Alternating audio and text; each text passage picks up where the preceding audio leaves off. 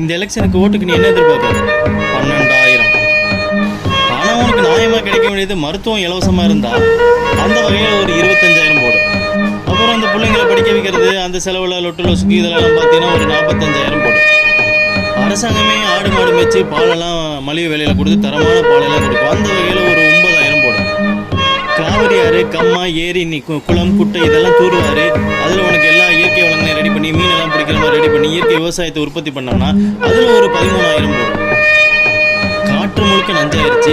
வீட்டில் இருக்கிற ஒரு 2 பேருக்காவது ஆஸ்துமா பிரச்சனை, சைனஸ் பிரச்சனை, சின்ன குழந்தைங்களுக்கெல்லாம் புற்றுநோய் வருது. இதெல்லாம் கிளியர் பண்ணோம். நிறைய மரங்களை வச்சு இந்த நாட்டை தூய்மையாக்கி அந்த வகையில் ஒரு குடும்பத்துக்கு ஒரு 10,000 போடும். சாராயத்தை குடித்து அல்சர் வந்து வயிறு புண்ணாகி ஆஸ்பத்திரியில் கொடுக்குற செலவு குறைச்சி கல் உற்பத்தி ஏற்படுத்தி அதன் மூலயமா உனக்கு வந்து ஒரு தரமான ஒரு பொருளை கொடுத்து அந்த வகையில் ஒரு 30,000 மிச்சமாகும். அந்த வகையில் ஒரு 30,000 போடு. அப்புறம் இந்த வீடு கொண்டு கொள்ளையடிக்கிறது, கொலை பண்ணுறது, ரோடு வழிப்பறி பண்ணுறது, செல்ஃபோன் திருடுறது, நகை திருடுறது, இந்த வகையில் ஒரு 5,000 போடு. நீ என்ன எதிர்பார்த்த? 12,000. ஆனால் ஒரு வருஷத்துக்கு ஒரு நல்ல தரமான அரசாங்கம் இருந்தால் உனக்கு 1,77,000 மீதியாகும். அப்போ 5 வருஷத்துக்கு கணக்கு போட்டுப்பாரு. வெறும் ஒரு வருஷத்துக்கு உனக்கு 1,77,000 மீதியாகும். ஒரு வருஷத்துக்கு மட்டும்.